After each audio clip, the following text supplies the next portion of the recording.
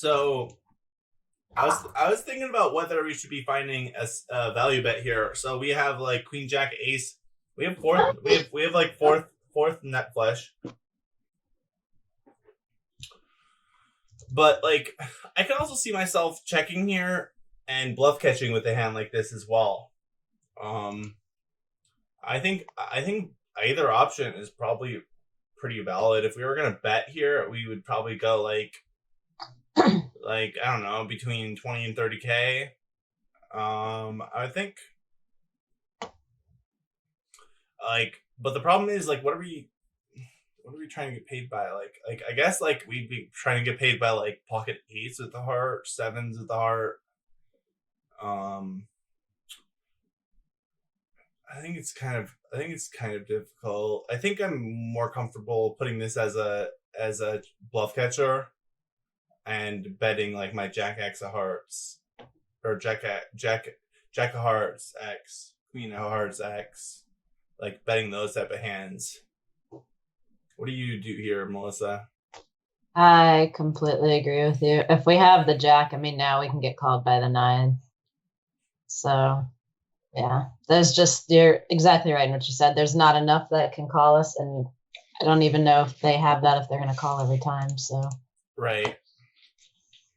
And they may bluff even with a hand like that. Who knows if they even bluff like their worst hearts, like deuce of hearts, four hearts. Or maybe they think they can value bet those hands and do that incorrectly. You just never know with these people, really. And they can bluff anything too, just because if you don't have a heart, it's really difficult for you to call. So I think we have a much better bluff catcher than we do a value getter. Yeah, that's kind of what I was getting to. At first, I was like, can we value bet here? And then I was like, I don't think so. I mean, I don't really hate a bluff there by the button. By the button? Yeah, by your villain there. Yeah, I mean, I think they have too much showdown value to be bluffing. Like, we can easily have a 10 here or a king here without a spade, without a heart. I would much rather see them bluff with non-heart combos.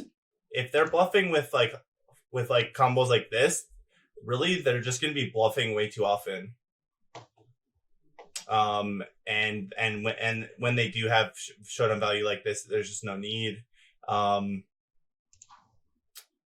Especially when the stack to pot is so small here. For them to ever consider bluffing here, they would have to risk a significant portion of their stack to do so. And so I think that added to the fact that they have a lot of showdown value makes me dislike a bluff here. If they had, I'm trying to think what their best bluffs would be here. Yeah, I mean, in their spot, I'm not bluffing with a heart. Mm-hmm. So I wouldn't bluff with this hand, but a hand that I have zero chance to win, and I don't remember how this played out now because I've played too many hands since. Yeah, I think so. They bet flop. We called. It went check turn, and then river.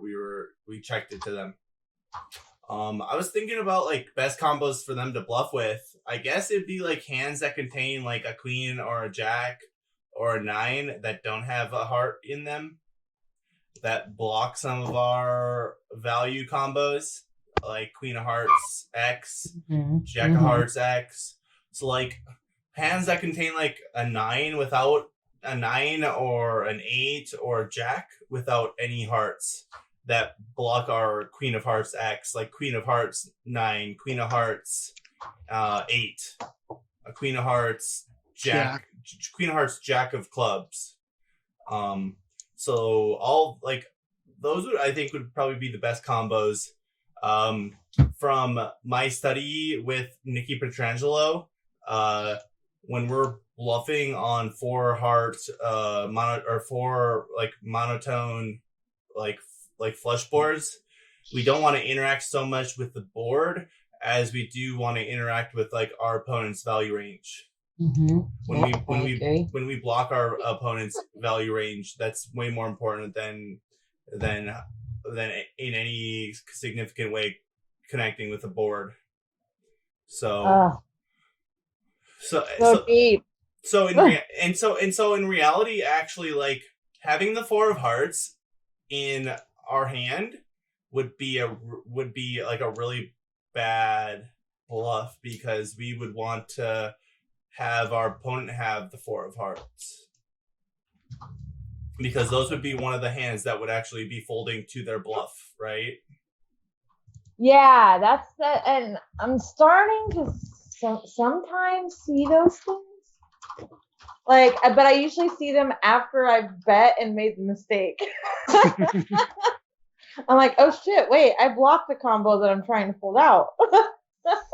And that's not a bad thing, because then you learn and remember that in the future. Like I always say, it's really, in my sessions, if I make a mistake, like pretty early on, I end up playing really well the rest of my session, because I'm like kind of beat myself up about it, but I'm aware of it because I do the same thing. I'm like, oh man, that was really bad, and just didn't do it in game. So I don't think it's bad to have those things happen and then have those thoughts.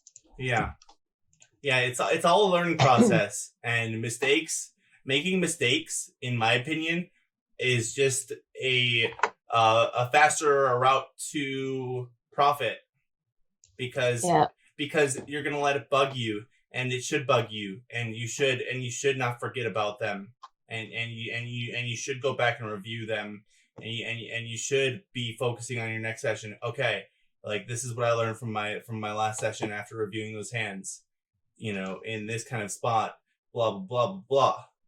Like, so in reality, it's just a shoots and ladders game. Yeah, and personally, I don't know if this happens with you guys, but personally, when I learn some new things, when I've written down a bunch of stuff and I've learned new things to do in new spots, sometimes I'm losing a little before I'm winning, because I'm absolutely putting myself in that situation and doing that thing, and I'm not always doing it right, or they just have the top of the It just doesn't work, right? Right. Yeah. And so a lot of times I'll downswing a little bit before I start upswinging. Yeah, that's actually what I got to get past too, is just, being able to take the risk, and then, this is a higher variance method, I think, right, Lappy? I mean, so I'm be running it too. Yeah. I mean, it's not necessarily higher variance. Like some of the plays are, but we're just maximizing EV in every situation. I think it tends to be. It doesn't eliminate variance for sure. Nothing does, but I find it to be lower variance just because we're getting more opportunities to accumulate, and that allows us to overcome the structure better. So yep. I think it actually kind of does reduce some variance. But again, like we talked about, like tournaments are still going to come down to a couple key hands at the end, and there's just no way to avoid that. So, but you can. You need to know that all of the chips you've accumulated up to those points will help you overcome those coolers. Like, you leave yourself with like 4 bigs behind after instead of being out. Yeah, instead of being out is so huge, because there's a decent percentage of the time you're able to come back from 4 big blinds and build that back up. Right, and I got to get some reps in. I haven't even had my first session with the Lappy yet, so I mean, yeah. So yeah, we're just always maximizing EV to like, we're just looking at we're playing a long game here, right? Like, the long game is if you make the maximum EV decisions, the decisions that make the most chips all the time, and you reduce your mistakes, and you take advantage of your opponent's mistakes, long term, you're just going to be winning and printing money.